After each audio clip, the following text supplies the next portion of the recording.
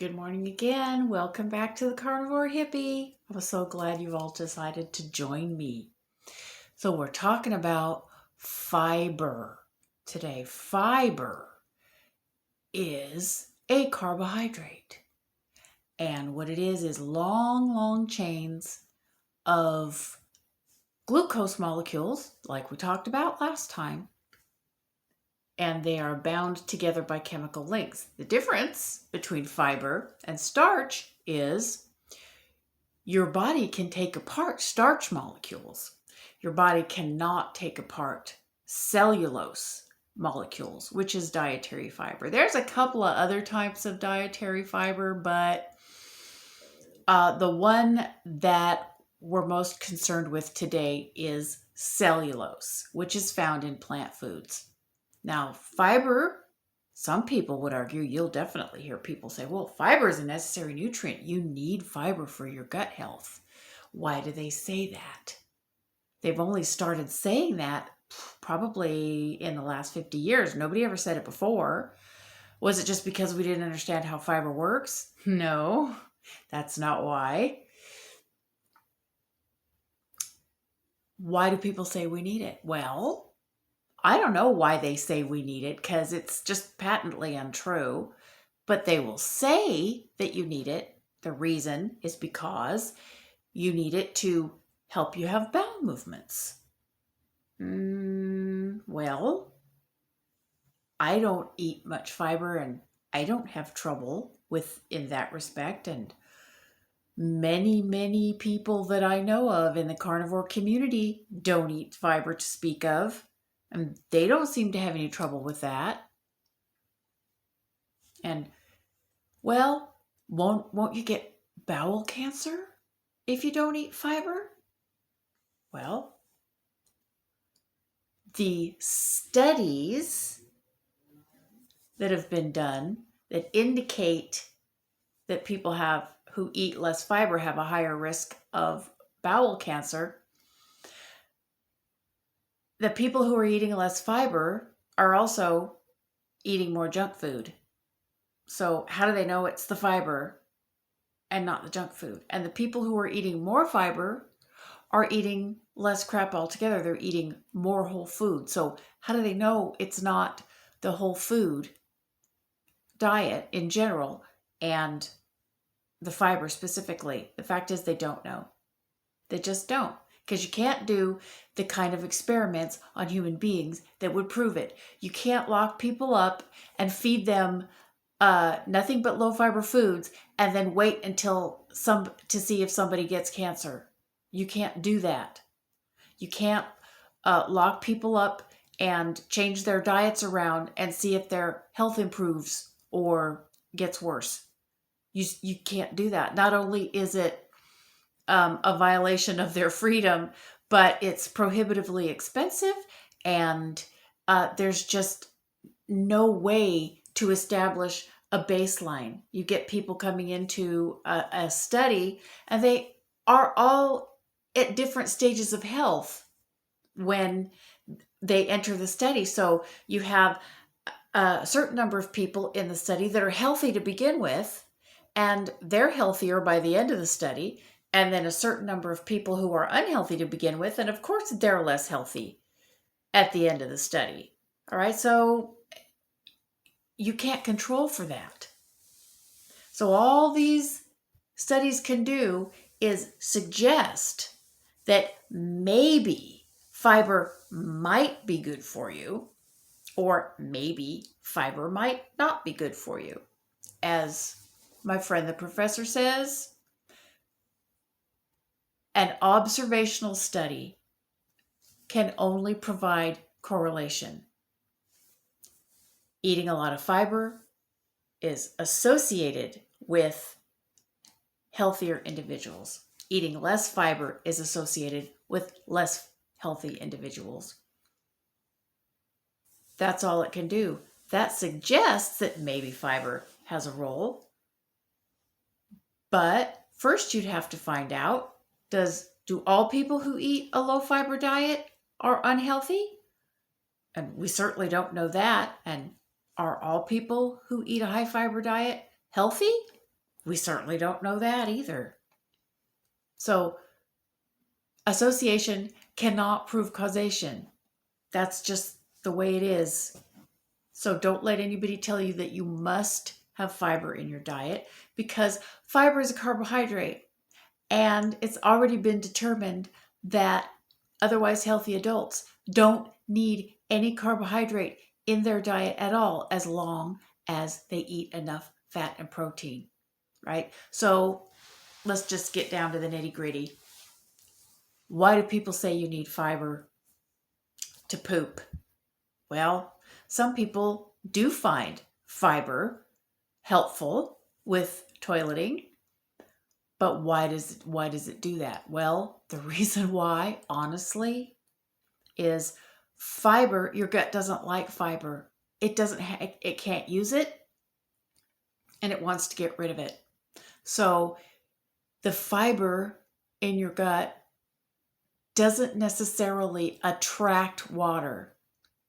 The fiber sets up an irritation, inflammation in the lining of your colon, and your body goes, well, there's something in there that we don't like. We're going to send down some water and get it flushed out of there. That's why water goes to your colon when you eat a lot of fiber. That's just it.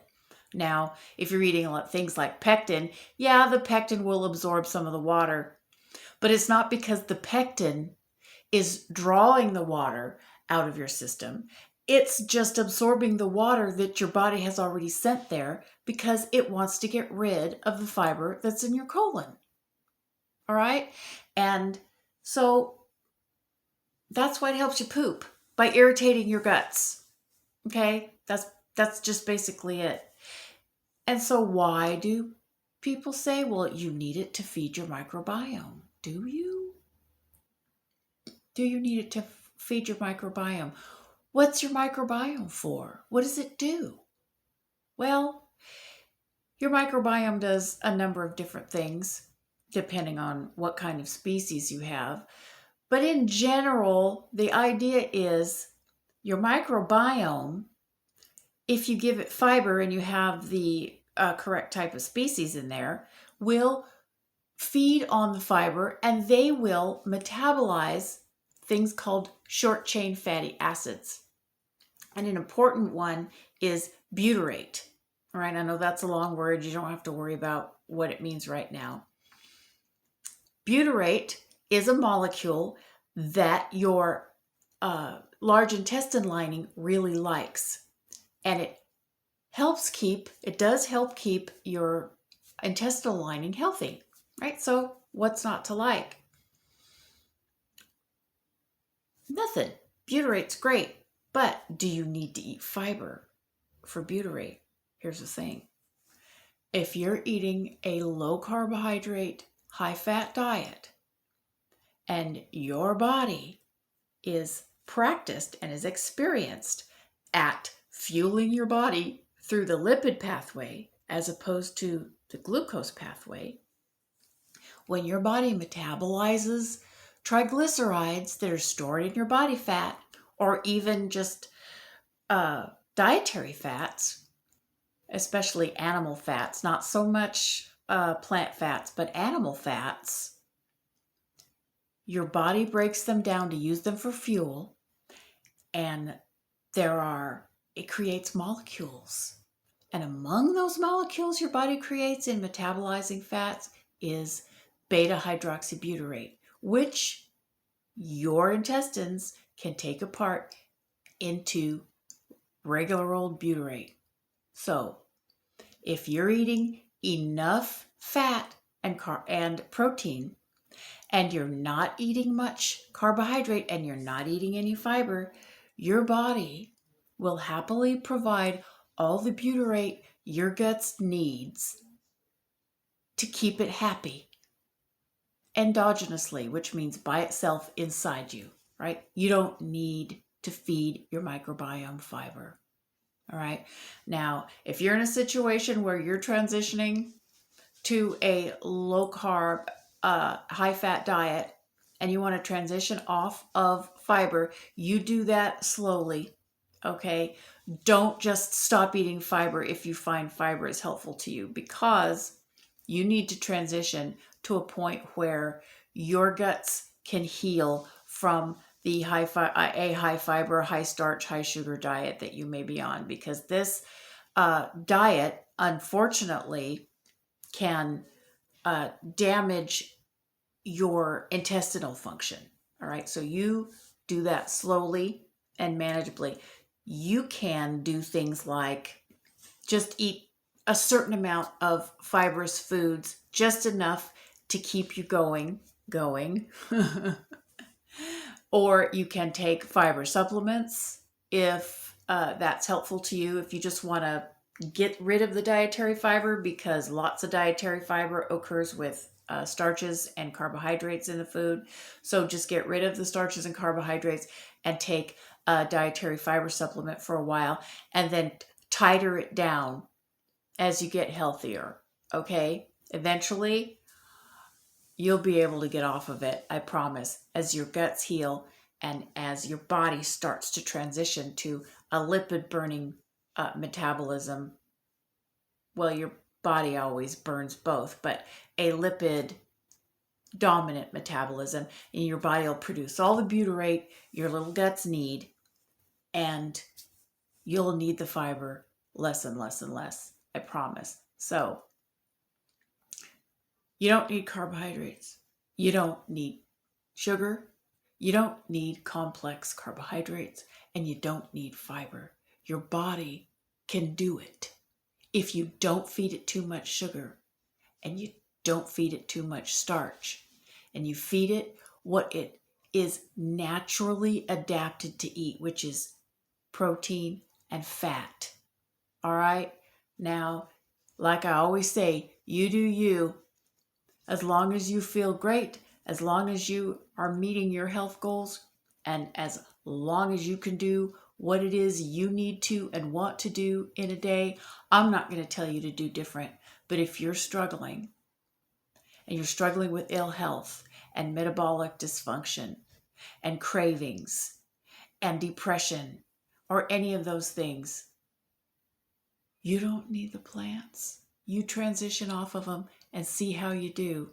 I promise you, you won't be sorry. If you want some help, if you want some advice in transitioning, there's a lot of information out there. If you have questions or you'd like my insights, contact me. Contact information will be in the description.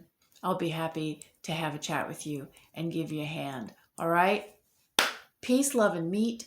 I love you all. Bye-bye.